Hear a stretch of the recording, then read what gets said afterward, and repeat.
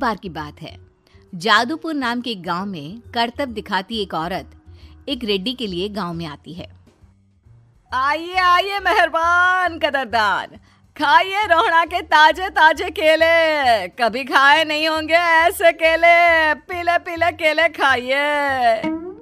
ये कहकर रोहड़ा हाथों में 4 केले लिए उन्हें सर्कल में जोर जोर से हवा में उछालती हुई करतब दिखाती है, जिसे देखकर आसपास के सारे बच्चे अपने अपने मम्मी पापा से उस औरत के पास जाने की जिद करने लग जाते हैं।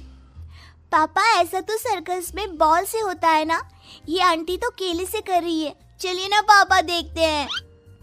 रोहड़ा एक पतली सी तार पर चलती हुई केलों से करतब दिखाती है। आते जाते सभी लोग बाहर रुककर उसके करतब देखते हैं और वाह वाही करते नहीं थकते। जैसे ही एक आदमी पास आकर उसे पैसे देने लग जाता है, तब वो कहती है, अरे नहीं नहीं साहब, मैं करतब तो बच्चों के मन को बहलाने के लिए करती हूँ। धंधा तो मेरा केले का है। पीछे देखो मेरी रिड्डी, जो भी मेरे केले खाएगा मेरी तरह चुस्त दुरुस्त और तंदुरुस्त हो जाएगा। पता चलता है क्या कि मेरी उम्र 55 की है। अरे पर ऐसे ठंड के मौसम में कोई केला क्यों खाएगा? ये ऐसे वैसे केले नहीं है साहब, ये शरीर में गर्मी देते हैं। ठंड को दूर भगाए जो भी रोहिणा के केले खाए।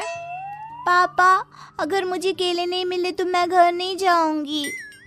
तभी उसके पापा कहते हैं कि बेटा, केले ठंड में कभी गर्मी नहीं देते। ये सब कहने की बातें हैं, सामान बेचने का तरीका है इनका। पर पिंकी नहीं मानती। मैं केले खाऊंगी। पिंकी की जिद के आगे नत्थू हार जाता है और उसे केले खरीद कर दे देता है। पिंकी खुश होकर केले घर ले आकर खाती है। अब मैं भी करतब करूंगी, कितना मजा आएगा। जादुई केले। पिंकी पहला केला खत्म भी नहीं करती कि वो बेहोश हो जाती है। दूसरे केले से एक काला धुआं आता है और रोहड़ा चुड़ैल बनकर बाहर निकल आती है। मेरे भूतिया केले बच्चे न खाए, ऐसा हो ही नहीं सकता। जादूपुर वालों, कब तक बचोगे? आ गई हूं मैं रोहड़ा, जिसका कोई नहीं कर सकता सामना। रोहड़ा पिंकी को गोद में उठाकर काले धुएं में कहीं गायब हो जाती है। शाम के वक्त नत्थू घर लौटता है और पिंकी को घर में ना पाकर उसकी माँ से कहता है, माँ पिंकी कहाँ है? अरे बेटा, उसे तो तू सुबह करतब दिखाने ले गया था ना, फिर कहाँ वापस आए तुम दोनों? मुझे लगा तू उसे अपने साथ मंडी ले गया होगा। हे भगवान, मेरी बच्ची कहाँ गई?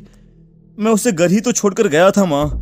नत्थू गांव के घर कोने में अपनी बेटी को ढूंढता है, पर उसे वो कहीं नहीं मिलती। परेशान होकर आखिर रो रो कर नत्थू हिम्मत हार कर घर लौट आता है। अगली सुबह रोहड़ा फिर से करतब दिखाने आती है और इस बार पिंकी की तरह रोनी केले खरीद लेता है। 50 रुपए दिए थे पापा ने, सारे पैसों की मैंने केले खरीद लिए हैं। अब मैं भी आंटी की तरह ही करतबबाज बन जाऊंगा। यही सोचते हुए रोनी केले खाता है और पहला अकेला केला आधा खत्म भी नहीं करता कि चुड़ैल उसके सामने आ जाती है। मेरे साथ चलने का समय आ गया है रोनी। ये तो बस शुरुआत है। अब इस गांव के सारे बच्चे धीरे धीरे मेरे कब्जे में होंगे, एक बच्चा भी नहीं बचेगा। ये कहकर रोना रोनी को गोद में लेकर काले धुएं में अदृश्य हो जाती है।